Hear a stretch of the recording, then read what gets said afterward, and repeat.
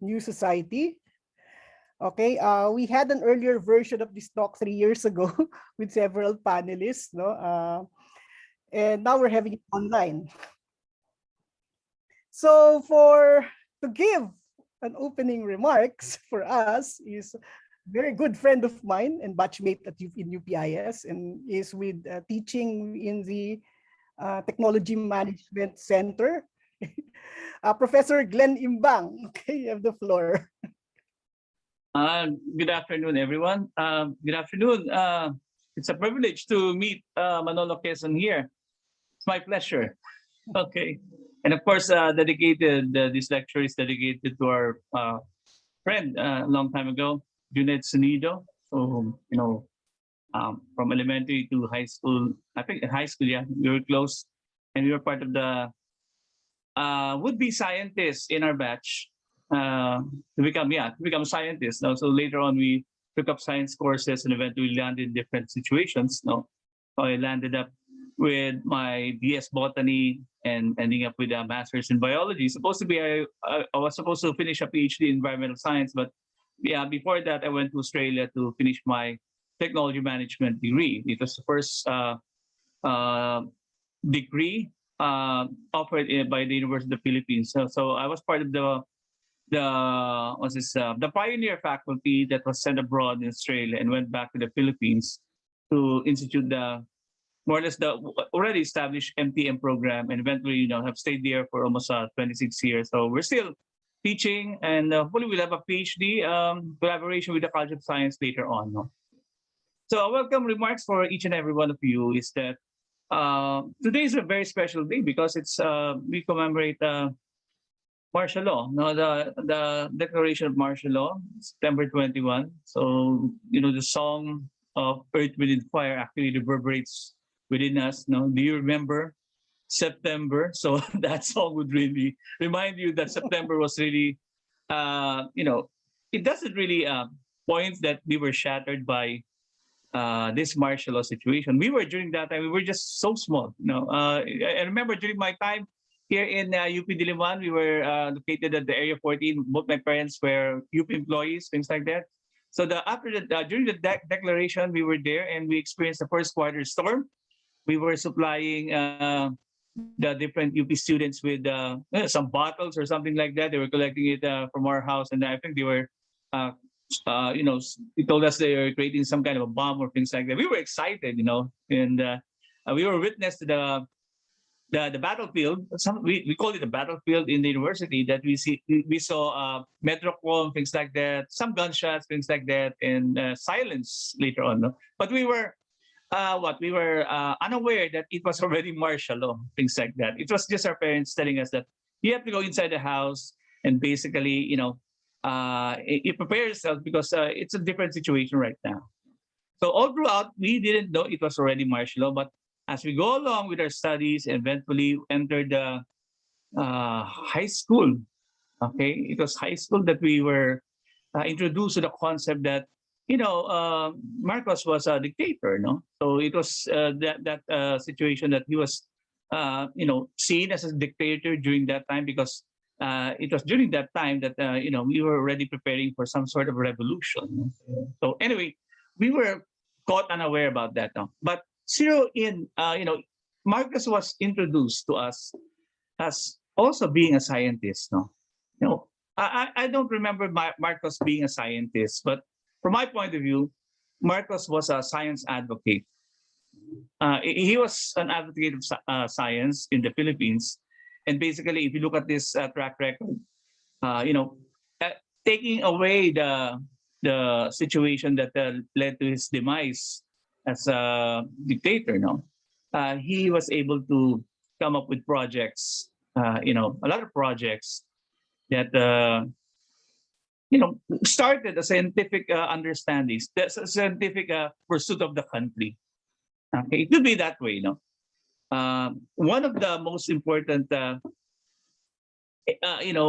technology or science that Marcos embraced was the nuclear power plant. No? So the Bataan nuclear power plant. We were excited because it opened up the Philippines to nuclear science, and the way nuclear science was introduced during that time to the world it was some kind of a, not really miracle, but it's some kind of a technology that would really, put the Philippines, at par with the rest of Southeast Asia to compete, to become a manufacturing giant, and to eventually, move into industrialization. Because he was already, Marcos was already taking care of the agricultural sector. He has a project also, the Masagana 1999. So from my point of view, Marcos as a scientist was actually not a scientist at all, but Marcos was actually an advocate of science. And the whole point is that, from my point of view, science for him was very important for the progress of the nation. Okay, so that's how I see his paradigm. And of course, if we look at this, track record in this situation, we were supposed to be going to that direction, but history tends to what be shady with a lot of situations in his life.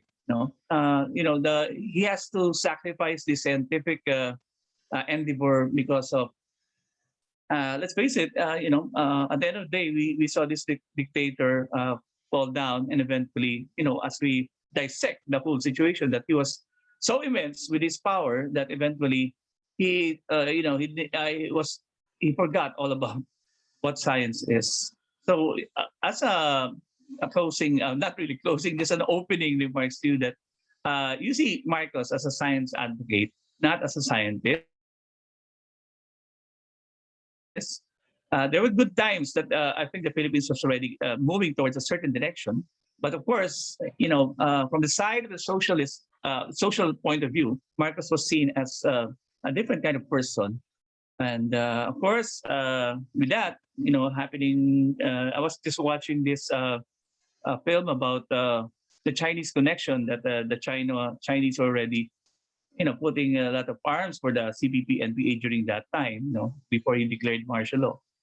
And I think all these plans of him, just went into oblivion, and eventually leading to his, ousted as a president. Just imagine 20 years, 20 years of his dictatorship has been what? Well, could have been good, but at the end of the day, uncertainty bounds a certain leader, especially with science. You have to control science, because the power of science is actually very important for progress and for industrial development. I think I want to impart to you that there are good things about being a science advocate. And eventually, if you control science in such a way that you are able to harness its potential, good things can come along your way. But if you're not able to control science in such a way that you cannot control the environmental factors, the political, social, economic situation like that, and that's where science now loses. And we all lose, because we lost the opportunity to harness the scientific and technological opportunity. There you go. Okay. So Ben, I think that's my piece. That's my cup of tea for tonight. Okay, thank you, Professor Imbang, to give an introduction, maybe a teaser on what this presentation would be. Yes. Okay, so let's go. Hey. Okay, so bye-bye. Okay. Good night. And Manolo, thank you very much it's an honor and pleasure to, meeting you here online. Thank you very much. Ben, see you around. Thank you. Okay. Bye. Yeah, guys. Okay, I'm dedicating this lecture to our good friend and former faculty member, Jeannette, who died 2 years ago. He was really he had the idea of really looking at the Marcos record in science and technology as part of our SDS research. And I just want to quote something from the obituary for Professor Sunido in the UP Alumni Association pages. It said that his only partisanship is for the Filipino people and not to any political party in color. He was working on the digital and social media course proposals for the graduate programs in SDS when death overtook him. So he died too young. Marami pa sana siyang magagawa, no? If he were alive today, probably he would look with too much interest on what's happening in our political situation now, no? But this is the important thing. Jeannette was a graduate of the UP Visayas and the School of Library and Information Science, and took some courses in London and uh, came back here to practice social media. And oops, what happened to my screen? Okay. And he's a graduate of UPIS, just like any UPIS person. We are for the Filipino people and not really to any particular political person. And so you understand what happened to another UPIS graduate in the last few days. Okay, so let's move on. Jeannette, I hope you're happy up there. Okay. Okay, so let me just start with these two important pictures here. Okay, very important pictures. Used to be a tourist attraction in Agoo on the way up to Baguio, but now has been blown up.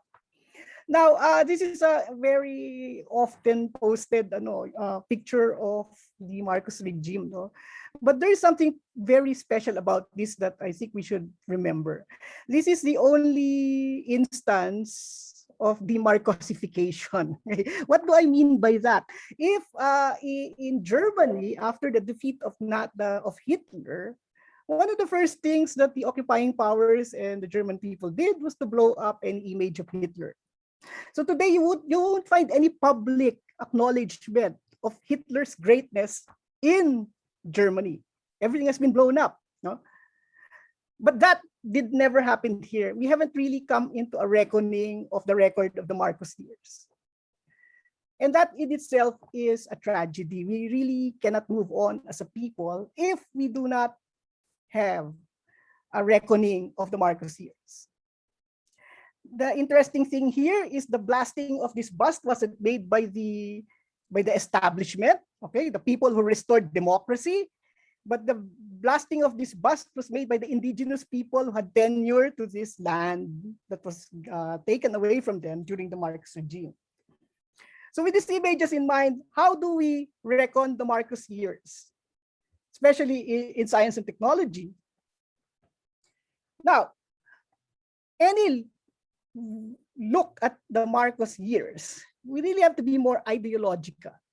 We know the outcomes of the dictatorship that has been told so many times. And of course, we need to keep retelling that.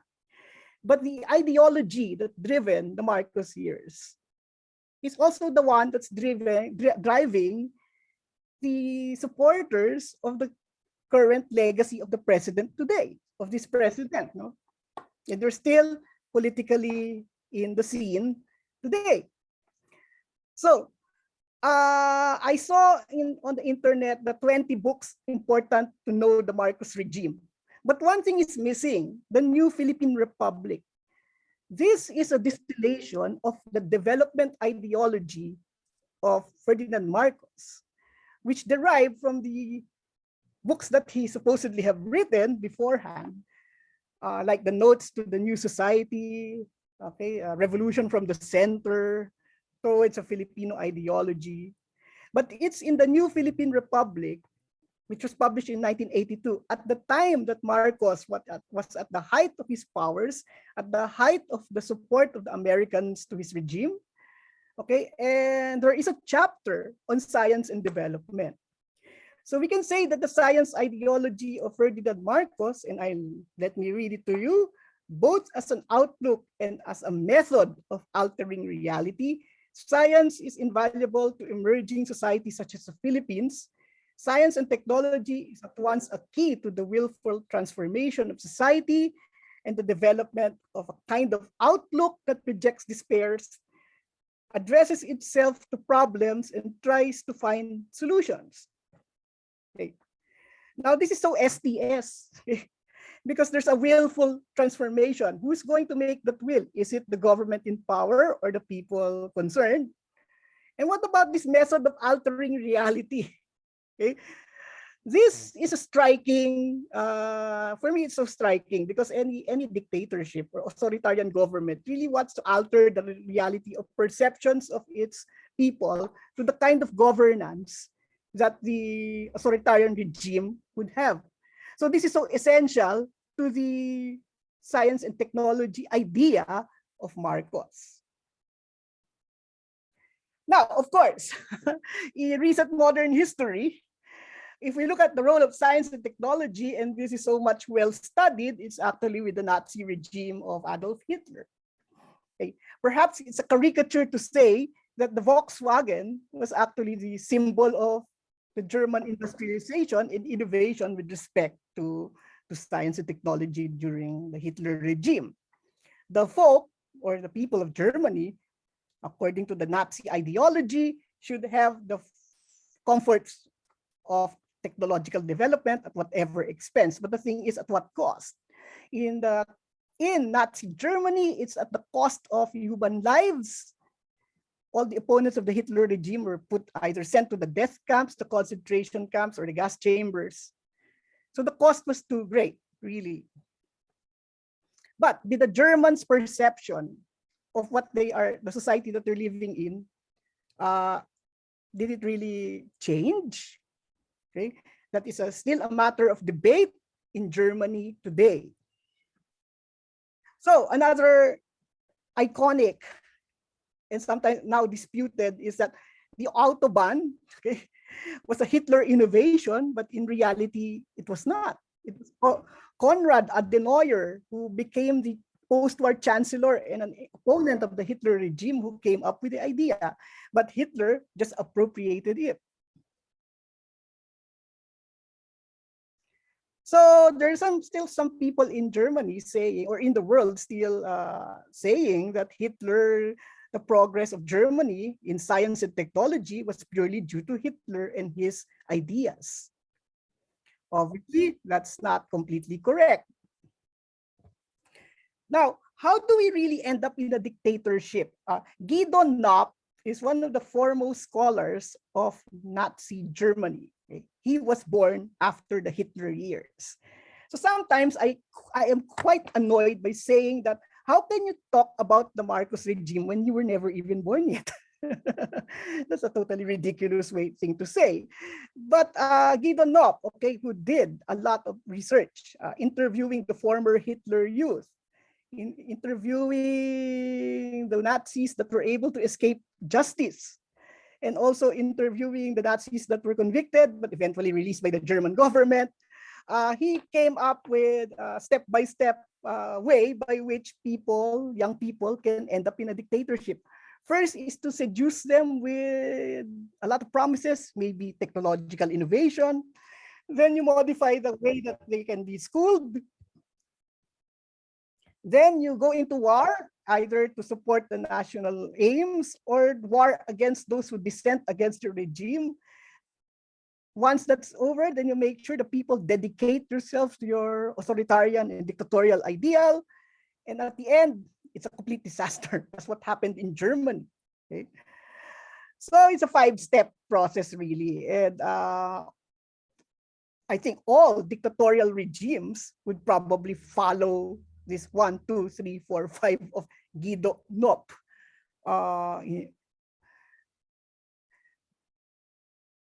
So what is the narrative that's often being seen? Okay, the nuclear power plant. I think Professor Bong mentioned that. No, it is probably the icon of the Marcos idea for science and technology. Of course, you have the San Juanico Bridge, the geothermal plants, and the system of hospitals that we have today. Now remember that San Juanico Bridge and the lung center and heart center, kidney center, name it. Okay, that's a Marcos idea.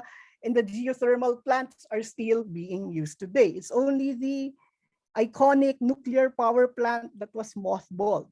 And we will come into that in a little while. How come all of these Marcos ideas are still being used?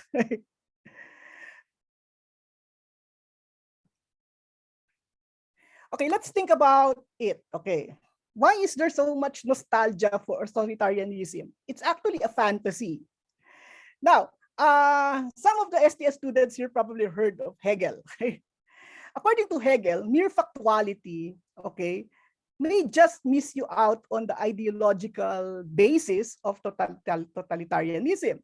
So if you keep on enthralled by the developments of a previous regime, putting this infrastructure here, infrastructure there, you will probably miss out on the ideological basis for that. Okay, in the second approach, the ideology is always at the symbolic level and as the fantasy. Okay. And the ideology remains strong since the fantasy that constructed it is never challenged. In most dictatorships, there's always a father and mother symbolism. And just to emphasize factuality is not enough to convince people to think otherwise.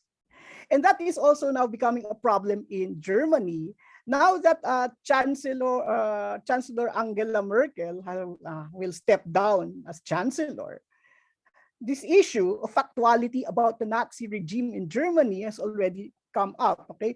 Because with the uncertainties of the global system, especially in the capitalist system, there is a rise in neo-Nazi groups in the whole of Europe.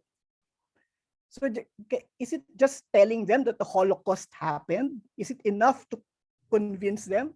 Okay, think about this, because how we commemorate martial law has to be put into that context. Mere factuality is not enough. Something else has to be done. And I would leave it up to the students here, anybody interested, to think of what are the other ways we can convince. So perhaps we can put the question, what is the role of science in an authoritarian regime? Because science is used to seduce people to a bright development future, idea of a bright future in national development.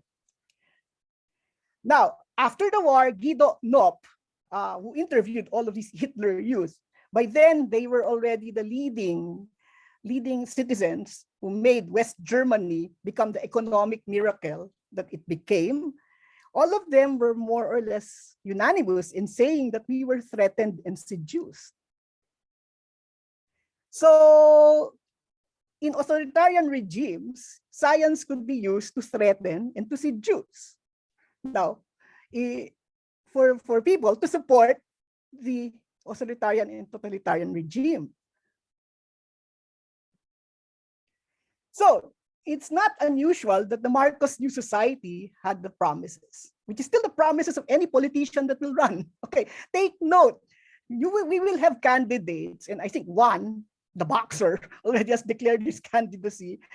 Okay, you can check the marks. What does Mr. Pacquiao want to happen? No? Perhaps he most likely wants to end poverty, okay, and hunger, and deception, and violence. There's nothing new about that. That was at the core of the New Society ideology. It's at the core of any authoritarian ideology. And definitely it was at the core of Nazi ideology and any fascist ideology. Okay, and even Marxist ideologies would have that promises. Okay, so how did this proceed? No, okay, the first one is the famous Green Revolution. I think this has to be researched again, especially for STS. Okay, what was the cost and benefits of the Green Revolution? And one of the claims of the Marcos administration is that it made us self-sufficient in rice. Is that really true? Okay. I think we need to revisit those programs. Here we see Lyndon Johnson visiting the Erie experimental plots, okay, with the President Marcos in Los Baños. Okay. So Lyndon Johnson was the president that led the Americans to lose the Vietnam War. Of course, any authoritarian regime would like to develop its indigenous defense capability. This is an archival photo of the Bong missile. Okay. Now, I think the historian Bob Kuti, who just recently passed away, did some research on this. He called it the Roman candle of the Marcos administration. Okay. I think the paper is in the internet. You can find him. Mr. Robert Kuti just died early this morning or yesterday. Okay. The other one is energy self-sufficiency. Okay, there's nothing wrong with this. Okay, the Philippines until today has to ensure that it has sufficient energy. But what kind of energy strategy should we use? Okay, and so this is the iconic Bataan nuclear power plant, which is actually is the icon for the science and development policy of the Marcos administration. Geothermal energy. Okay, that's a Marcos idea. We are still getting almost a third of our electricity supply from geothermal energy. Fisheries self-sufficiency. Okay. You may hear of people catching the Imelda fish. Now, this is the big head carp, okay, when we normalized our diplomatic relations with the People's Republic of China. One of the technical assistance provided by the Chinese government was to boost our freshwater fisheries. And Mrs. Marcos was in China when the deals were closed. And so the fingerlings were sent to us, and from then on, the fish was known after Mrs. Marcos. So you may go to the market, sa palengke, sasabihin sa iyo, nagtitinda, ito isdang Imelda, okay? This is it.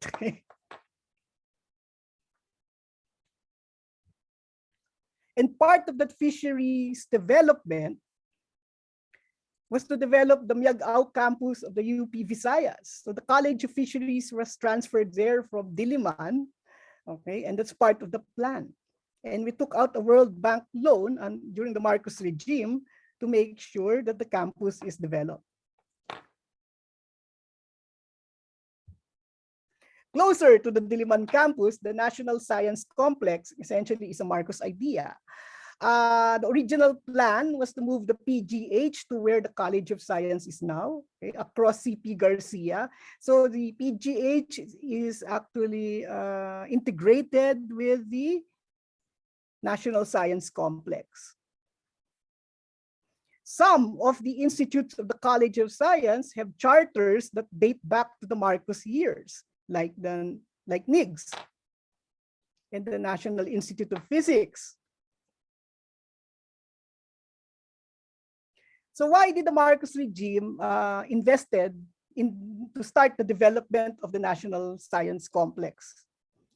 Okay, because that's part of the vision, okay, to train scientists that would spur the development of science and technology in our country. So the photo is courtesy of Dr. Isa Roberto, who is an associate dean now in the College of Science. Okay, this is an interesting topic. It's still chismis, really. My father was in the military, and this was mentioned to me during the time when Mrs. Aquino was president. No? My father said to me that there was really a plan of the Marcos regime to create nuclear weapons. It's a sort of deterrent. No, of course, maybe it is something that's maybe hearsay.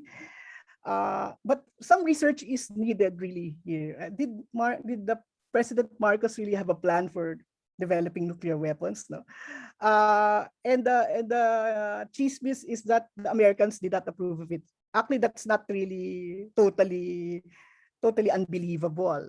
Remember that Taiwan also wanted to develop its nuclear weapons, but Uncle Sam said no. Okay, so there must be a grain of truth here, but it needs more research. No? Now, one of the things I did, somebody wrote a paper about nuclear latency. Okay, this is the capability of countries to develop a nuclear weapons program. Some of the countries that were listed in this research, which was published about 3 years ago, and I have a copy. Okay, I can upload it to my STS class website. Okay.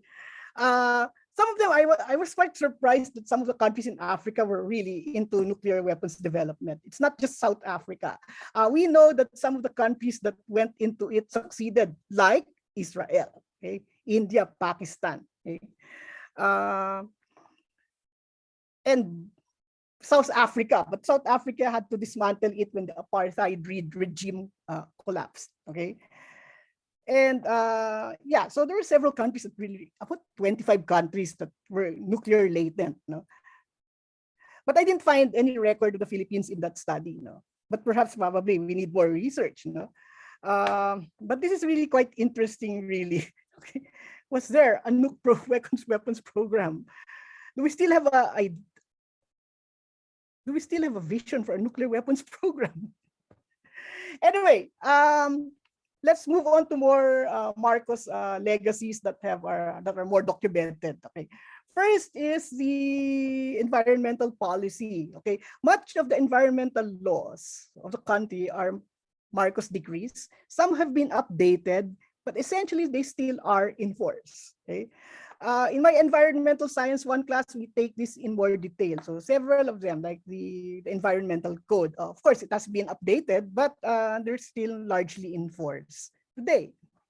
The EIA system, okay, environmental impact assessment system, still with us today, although much updated because there's some reorganizations in the DENR, and that is reflected. So let's look at the Marcos science priorities. Based on the documentation with the DOST and also with what the President Marcos wrote as his vision, the science priority strategies include, number 1, effective and efficient utilization of existing Filipino technologies, something that we still are aiming at. Sufficient science and technology potential, continued support for the Philippine Science High School system. At that time, the scholarship of DOST was trialed in UP Los Baños in the INTAPS program. My own sister was in the first batch of that. You can take your science degree in 3 years. That was the goal. Okay? Instead of the 4 years that is normally the case in Diliman, when you go to UP Los Baños, you can finish your degree in the sciences in 3 years. That is one of the Marcos initiatives. The Balik Scientist program, okay, we still have that now. It's already now, legislated by a Republic Act, okay? And the establishments of National Institutes of Science, like the National Institute of Physics, the Geological Sciences, and the Marine Science Institute. But the Marine Science Institute was made a national institute during the term of President Ramos. No? But the idea of having national institutes of science originated during the Marcos years and the National Scientist Awards. Number 3 is the effective and efficient use of science and technology potential and developing the functional structure and linkages of the science community. So those are the science priority strategies, and they're quite, actually for that time, they're quite progressive. It could have set our country into the right developmental path. So just like what Professor Imbang asked us, what happened? Okay? These are visions that are now on paper, that was on paper, but what happened? Okay? Some of them were realized, but it's only now that the potentials are being realized 25 years, or no, 30 years after these policies were first put on paper by the Marcos decrees. Okay, there are 7 science sectoral priorities. The first one is on energy, which is still a very important priority for us. Manufacturing, infrastructure and public utilities, agriculture and natural resources, social services, public engagement in science and technology manpower development. These are still part of the DOST program. Okay. And those came from the Marcos years.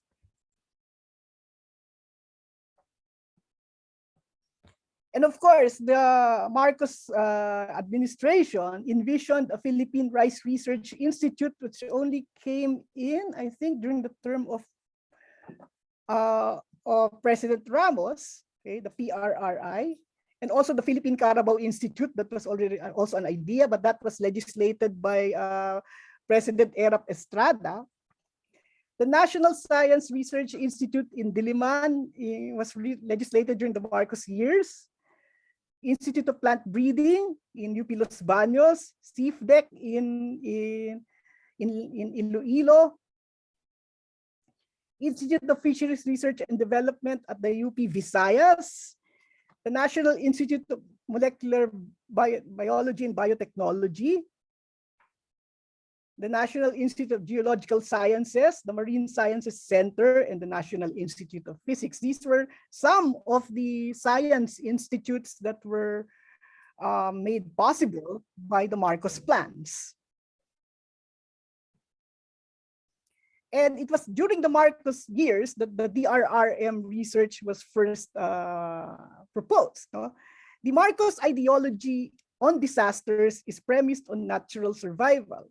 So there was a conference that was sponsored by the regime in the newly constructed Philippine International Convention Center. And this happened about 1976, around this time.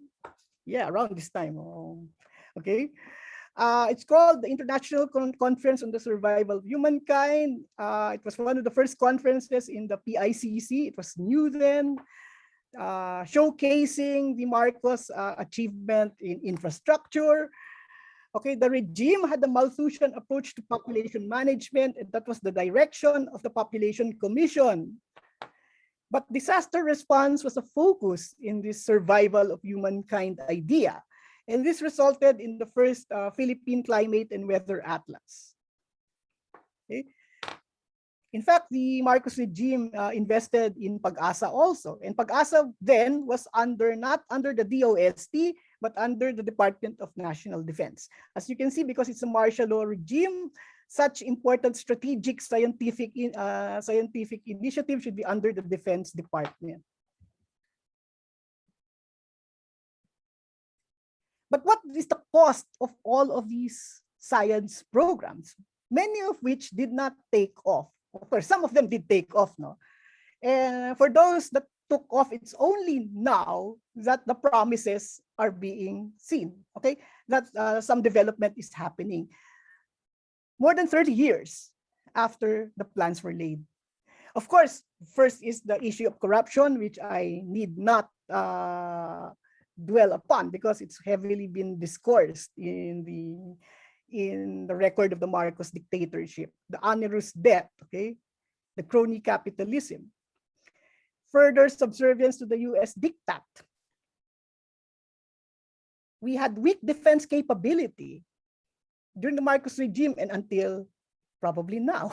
But now we're trying to build up our defense capability, but the geopolitical environment has changed. We have so many rising powers around us. Okay, China is the latest superpower to deal with us. We never developed a Filipino military-industrial complex, which is actually so important in industrialization, whether it happened in Taiwan, in China, in Korea, or in Japan. Or even Indonesia has a military-industrial complex. We never developed that, okay? Even though we had the Marcos dictatorship. A dictatorship would be the right regime to push a military-industrial complex. But how come it never happened? And we have a labor export policy which still continues, and manufacturing did not really expand during that time. So the cost, okay, what is this? It's beginning to look like more of an illusion than anything else. So I don't need to show this, that we were really lagging, and it's only now that probably we're starting to catch up, but the pandemic is putting a damper on our economic growth, no? And the GDP, which barely grew, no, during that time. So are we catching up? That's the question. The thing is, the legacies of the Marcos regime are still being borne by our economy, the kind of political structure that we have, and even in academia. Okay, one of the unpopular things I've been saying is, what is the role of UP in enabling the regime? Okay, the narrative is this: UP was resisting against the regime. Okay, that is not to be disputed. But some research has to be done on how the University of the Philippines enabled the dictatorship. No? When Jeannette and I and Professor Bong were discussing this, we were saying that the Marcos regime wouldn't have lasted long without UP. It wouldn't have lasted until 1986 UP was not part of it. So the question is, this is something that needs research. Now, perhaps it would be an introspection for the university community to look more into this. Now, unfortunately, when we were talking about this, Professor Bang were chatting about this yesterday. No? Sabi namin, ako, some of the people that need to be interviewed are dead who are in the know. And not much of the Marcos technocrats really wrote their memoirs. Okay? A few did. In fact, some of them published it, which is actually good. And that would be part of the historical record. But most of them did not. Okay? Which means for historians of the Marcos regime, that would require a lot of work in the archives, really. And the thing is, most of the technocrats, if not all, were graduates of UP. And during the time that they were technocrats, they were faculty of UP. That's why this is an important question that the university would have to look into in dealing with the Marcos years. Okay, science and technology in dictatorship again. Okay, I'm now nearing the conclusion of my talk. No? The illusions will remain in society even after democratization. It is not just with us.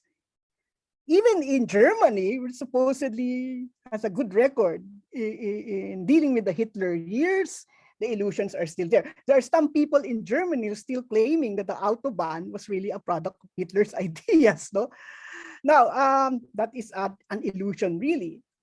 Science and technological progress is often at the cost of human lives and the environment. So this has to be looked upon, no? Especially in dictatorial regimes, even in communist regimes. No? So the republics that became independent of the USSR when the USSR disintegrated in 1991, they're now looking at the cost of human lives of the Stalinist plans in their economies. And some of them are very tragic. Who's going to bear the cost? It's the democratizing republics of the former USSR. Okay.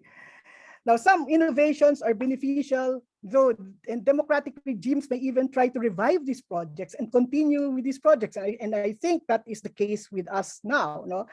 And so one of the questions that we need to ask is, are we reviving these Marcos initiatives? No? So please be critical about this, because this might be an important campaign platform for the next election next year. So please look into this, though, and tell me what you think about it. Okay. Now, another question that cropped up in our discussions with Professor Ibang, as UP apologized for the Marcos regime. Okay, what a rhetorical question. Okay, now to give you an example, Harvard, which did not give tenure to Jewish professors when Hitler was in power and so enabled the Nazi policies, has apologized 70 years later. Okay, so perhaps it took Harvard 70 years to do an introspection of that crucial point in its history. Okay, and so Harvard now can move on. Okay, now can UP move on? Okay, what are introspection for these years? No. Okay, one of the questions is, why with the progressive policies of President Marcos on science and technology will still remain a laggard? I think the only reason here, I've been looking at the political science books, is because the Philippine state is weak and remains so even after democratization. The state remains weak. And so other countries can bully us. Okay? The Philippine state is weak. During the Marcos years, it was weak. And after democratization, after EDSA 1986, it remains weak. Okay, one of the things that we can look into is the sovereign control of science and technology development to reinforce a strong democratic state. This is so important in science and technology development. Sovereign control of our science and technological capabilities, especially in the fields of national defense and technology, energy research, space science technology, food security, and science for global health emergencies. This came out so clearly in the COVID-19 pandemic, and in information technology. Okay, the late Professor Sonido was going to look at information technology. Okay, sovereign control. That's one of the ideas that he wanted to pursue in STS, no? But unfortunately, he died so young, no? But I think we need to look into this, no? Sovereign control, no? We are now promoting space science technology. Okay, that's fine. We can make our own satellites, but we do not have sovereign control over the technology because we need to rely on foreign governments to put our satellites into orbit. We cannot have a space technology program if we don't have a program that we can deliver the satellites up in orbit. No, look at Japan. Korea has the capability. India has demonstrated it as a capability. Okay? And of course the World War II powers like Britain, the Russians, they have the technology. The Germans can do it too, but they're just limited by their constitution. But they can send a satellite into orbit. They have the capability to do that, and the French have the capability to do that. No? Okay, maybe that's a step in the right direction, but we have to strategize it in a way that will benefit our economy and our sovereign interests as a nation state. Okay, now to end this talk, no, one of the legacies of science in a dictatorial regime cannot be avoided by most of us. When we board a plane, okay, and this I keep on telling my STS students, please pay attention to the flight attendant. Do the safety briefing, because the science of the safety of aviation safety was at the price of torture of prisoners in Hitler's death camps. Like when to put on the oxygen mask. What is the effect of depressurization on an aircraft? They were tested on prisoners. So perhaps to remember the victims of the Holocaust, every time you board the plane, maybe it's a good thing to listen to your flight attendant, even though paulit-ulit yung flight attendant. Every time you ride a plane, you keep on hearing the same things, no? But that was at a very high price. So what is the cost of science and technology? That's the question that I want us to reflect on. And remember, it was democratic at the start. Okay? They say Mr. Marcos is a great Ilocano, but I think there's someone who's greater. Him. General Luna said that I will gagamitin ko ang aking agham para lumaya ang bayan. Perhaps that's still the challenge for us in the sciences sector. We need to use our science and technology to develop our country and to liberate our people, give them a better life. Okay. So another Ilocano said that more than 100 years ago. Okay. So with that, I think I could end my talk. No, if you have questions, you can put it in the chat box. And maybe Manolo, do you want to say something? Okay. Yeah. I was invited by Ben to be a reactor. So what is the role of a reactor? I guess is to bring up some points that have been inspired by the lecture. So for everything you have heard today, I would, in a sense, give some facets. I want you to consider just 3 items. The first one is a very personal one, which is until the time of Gloria Macapagal-Arroyo, if you went to Malacanang and looked at the rooms, the private rooms of the Marcoses, a big feature of the ceilings was they had triangles. For those of you who are a certain age, you will remember there was something called toning that was popular in the early 80s, which was basically quackery, which basically said if you placed yourself under pyramids, it would heal you and that sort of thing.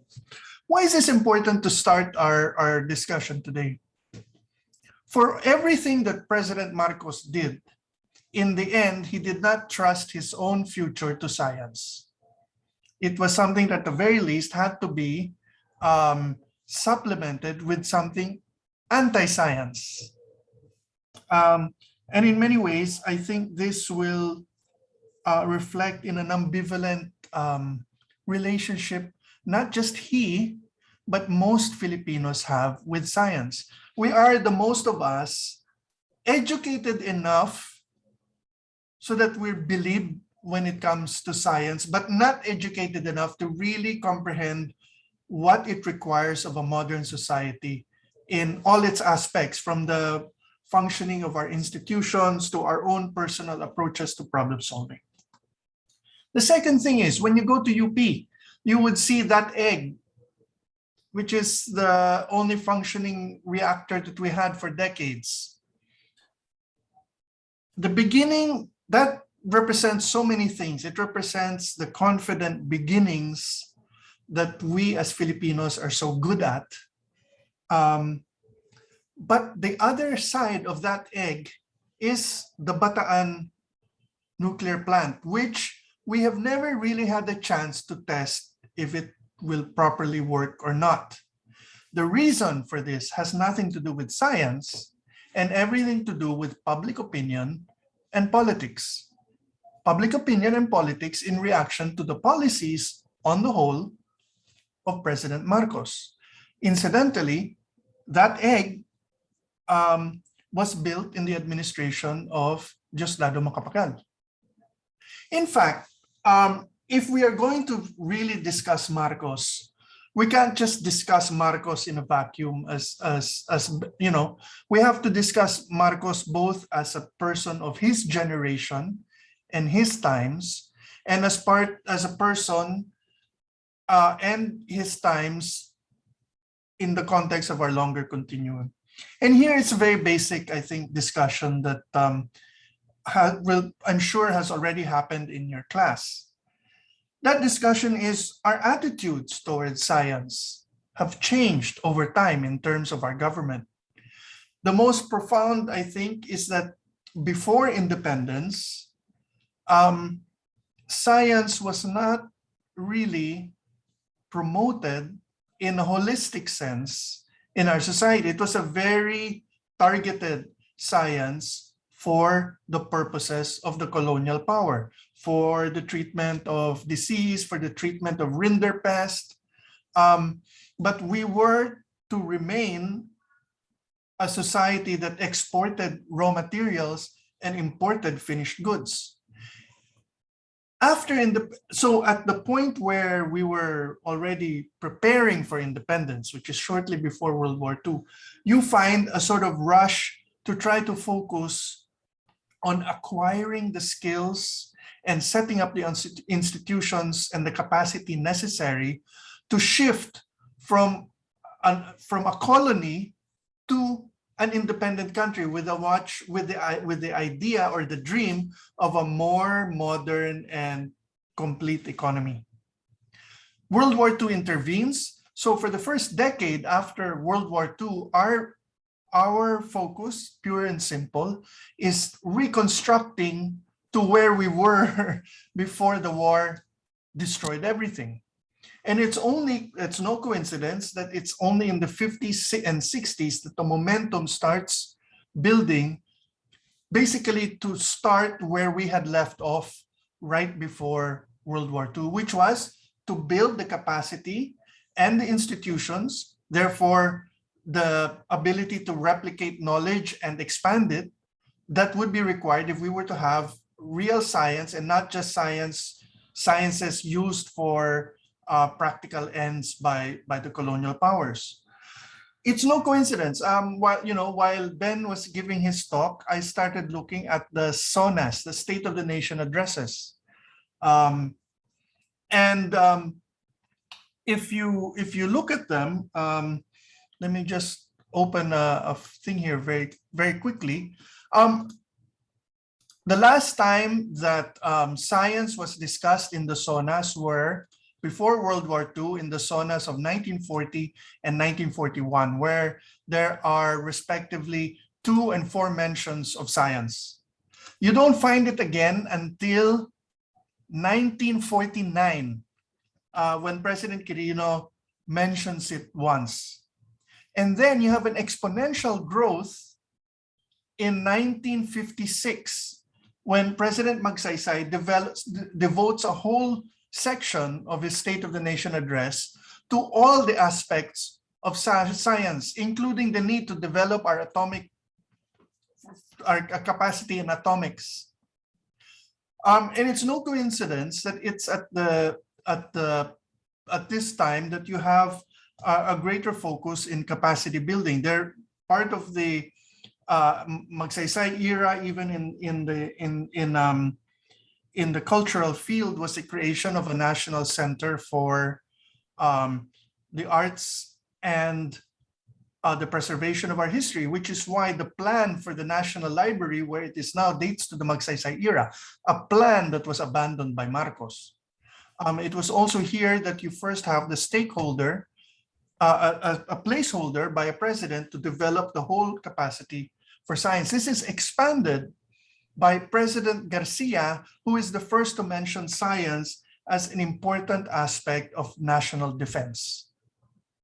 And this expands so that you have another section on science and technology in the last SONA of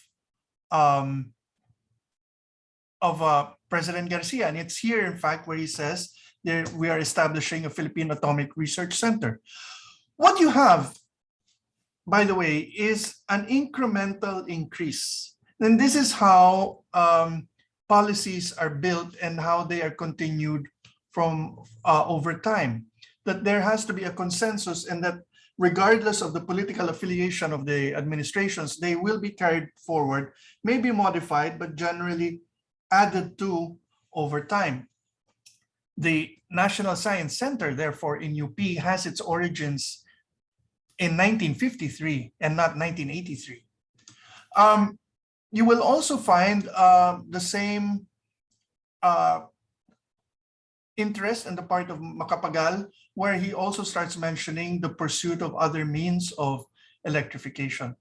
Don't forget that during this entire period, starting with President Quirino, all of these presidents that I have mentioned, sitting in every one of those State of the Nation addresses, listening to every president, and over time, moving up so that eventually he is sitting in the rostrum behind each of these presidents, is Ferdinand Marcos. So what President Marcos was able to do by sheer longevity and by calculation, because part of his efforts as to consolidate his regime was the deliberate downplaying and erasure of what came before, was the appropriation of scientific plans and the consensus. You know, these do not sprout out of the mind. These are crafted, deliberated upon, amplified, and so on by groups of people in our institutions. I'll give you a third story. When I was in government in the last administration, we were trying to get all the presidential issuances together because, of course, every government likes to think that it's the beginning of the dawn of man and ignores what came before. We discovered that there were more than several executive issuances. What are these? Decrees, executive orders, administrative orders of presidents. Several of these of President Marcos were missing. They could not be found anywhere. They were in the list, but they couldn't be found. So eventually I set up a meeting with Ronnie Zamora, who was the Assistant Executive Secretary at the time of President Marcos. And he started laughing and he said, well, because the system of President Marcos was, he would issue an order, if it was something very important to him, he would give it to the records office, they would list it down, and then he would take it back.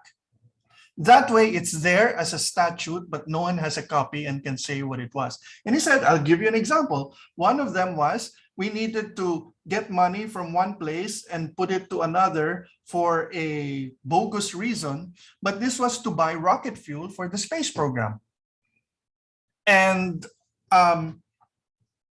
this tells you that if we are to look at this era, and in fact, when you look at anything in government, what is on the surface has to be probed. There is the Bong rocket.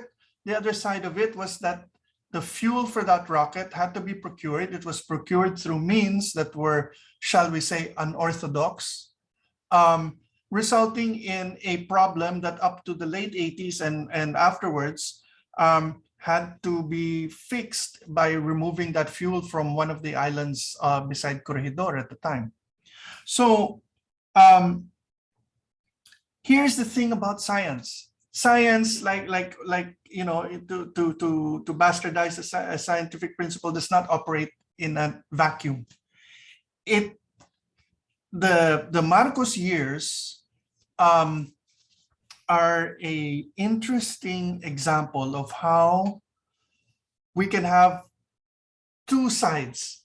There is the official forward-facing side, which, by the way, is not shy about plagiarizing and appropriating the hard work of other people, but doing it in a way that looks very nice and sounds very, very impressive, but not having the means to implement those plans because of the shortcomings of the entire regime. Case in point, you have all the wonderful plans to move PGH to Diliman, which should have been done, you know, long before Marcos, but the funds to modernize PGH were taken and spent on the Manila Film Center. So this is the two sides. There is the reality of why do you think it has taken so long for your National Science Center when the funds were used and misappropriated for many things, and which is why, you know, together with that comes you cannot build scientific capability if your scientists are going abroad. It is also even debatable whether in the kind of controlled environment in academia that control of the state requires for a dictatorship, you can actually have genuine innovation and genuine sort of a growth in the scientific capacities of the country. It may be in some areas, but certainly it will be spotty precisely because some of your best minds would be more inclined to go abroad, which many of them do. So I think that is the part we have to be conscious of. And finally, I think here's the problem when we look at the Marcos era. Because of how it turned out, it disgraced science. It led to so many flaws in every subsequent government having to sort of paddle in the water just to keep their heads afloat, that we lost the chance to make the investments needed to match our potential. It resulted in a society that is so profoundly undereducated and in many ways miseducated, it cannot provide the backing that science needs if it's to receive the actual support that it deserves. So that the result is, among all of these things, that, you know, I'll give you a very good example. You can look at the way that Congress has been persecuting scientists who are just giving their opinion about COVID, and you can see that, you know, these are one assumption you can make about people in Congress is they are probably as representative of the educated classes in this country, and they have a profoundly uninformed and ignorant attitude, which is affecting policy, the very policies that will decide funding and support, or the lack of it, to science. And this can be traced, again, because science does not operate in a vacuum. If science is used or abused, there will be a backlash. Just like Ben was saying, the Germans may want to and probably can send as many satellites as they want, but they still remember that they created the V1 and the V2 rockets, and they won't do it. And it may be a generation or two further before this can even be done. So that's what I wanted to mention. For every aspect of President Marcos's greatness, there was a flaw, and the sheer length of time meant that both are magnified to an extreme level that has spilled over. And I think it's only now, in many ways, that we are emerging from this precisely as the generation alive then passes from the scene. Thanks, Ben. So that's my reaction. Thank you, Manolo, for that nice reaction. No, yung SONAS pala, that's a very important resource. No, I think it has been collected. So perhaps in one of our readings, perhaps we can have an example of these SONAS. No, I know that President Quezon mentioned a lot about science and development during the Commonwealth years. No, and what happened, actually, the whole story of the history of science in the modern Philippine state, that is something that's quite under researched, no? And I think Manolo has given us some pointers if you're interested on where to start. Now, this is the thing about, remember, President Marcos was a seasoned politician, no? He was elected to Congress when young, so tama nga, he was in Congress until he was elected as the president. So he would have known all of the development policies of the previous presidents before him. Now, this question of the nice policies that we're still looking, it means it's only that there is utility for those policies. No, for instance, it was a surprise for me that the Balik Scientist Law was enacted. No, there had been some criticisms of the law. It's not that, sabi ng ibang my colleagues, that it's not really that effective, no, in spurring technology and knowledge transfer, but still it was enacted, which means there must be something promising about it. Now, with respect to it's only now that we're emerging from this developmental what they call, I call it a developmental delay, really, because the background is this, though. If Marcos had already put some of the foundations for scientific and technology development, the political instabilities of the Marcos regime, plus the fact that the succeeding democratic restored regime, the presidency of Mrs. Aquino, was threatened in more ways than one.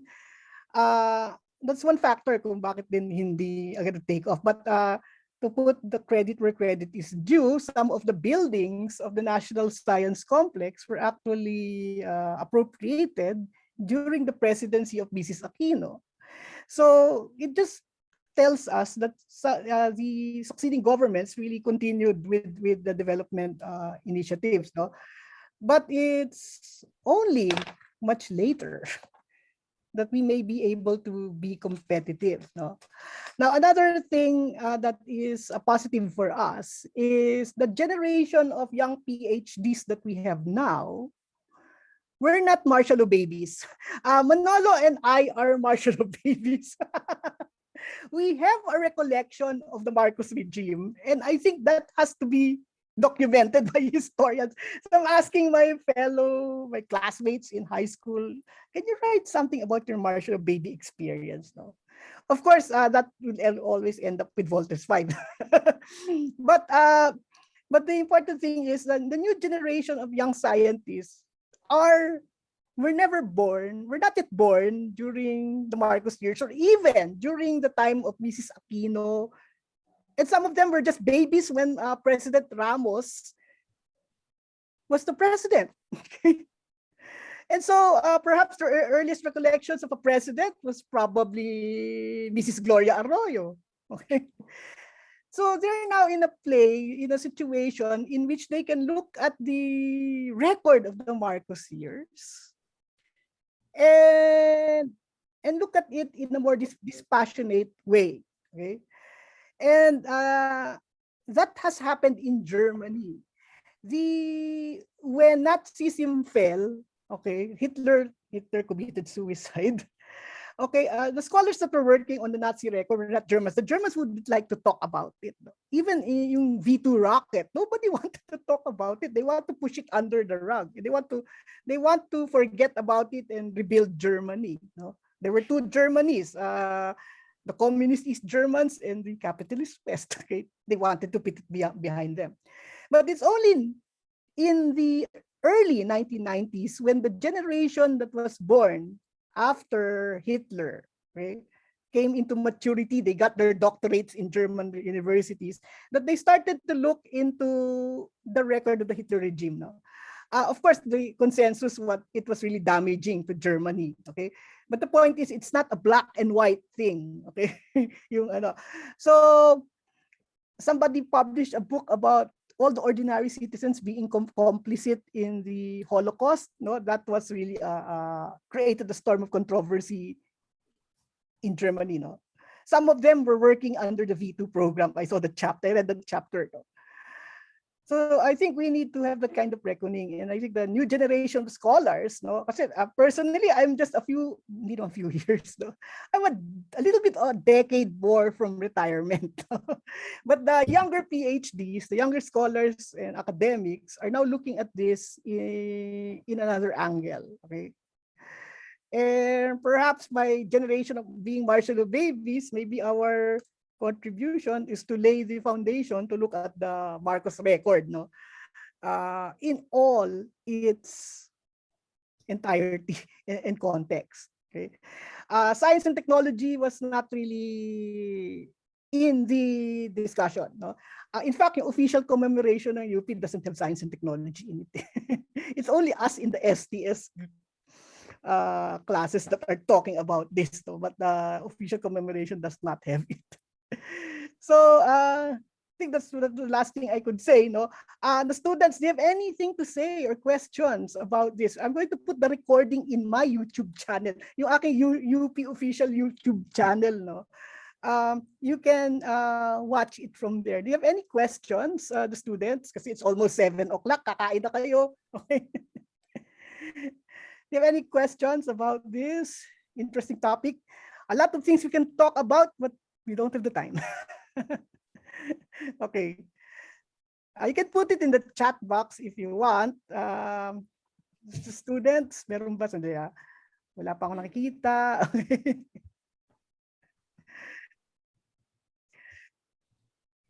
Okay, I think we have a few minutes for comments or questions from the students. Okay, if not, maybe you are hungry for your dinner. Okay. So if we can close, we went overtime, by the way. Okay, okay lang yan. Oh, di ba? This is a very important day, really. September 21. Okay, to look at Marcos and science. Okay. Okay, so let us close our informal discourse. But first of all, I'd like to thank a professor in Bang, but he has to meet some Japanese experts in technology management about improving our ICT technologies, no? Information and communication technology. Okay, so he has to leave us early. Gusto niya sanang And I'd like to thank Manolo, so a good friend of mine, even though politically we're a little bit different. I am for a parliamentary system. Manolo is for the presidential, but that doesn't affect our friendship really. Di ba, Manolo? You're presidential, I'm from parliamentary. Pero that's those are things our country would have to choose which form of government we will have. Now, may mga tanong nga, which is better for science, presidential or parliamentary? I think the jury is hung on that because it's not really the form of government, but the policies that the government will institute. So with that, I think it's time for me to say goodbye to you. And again, thank you, Manolo. Okay, and thank you for the STS students.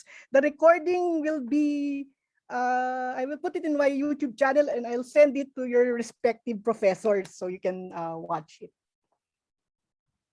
Okay, maraming salamat and see you soon, face to face. Thank you, sir. Okay, sige, bye-bye. Thank you po. Thank you po. Thank you. Thank you po. po, sir. Thank you, sir.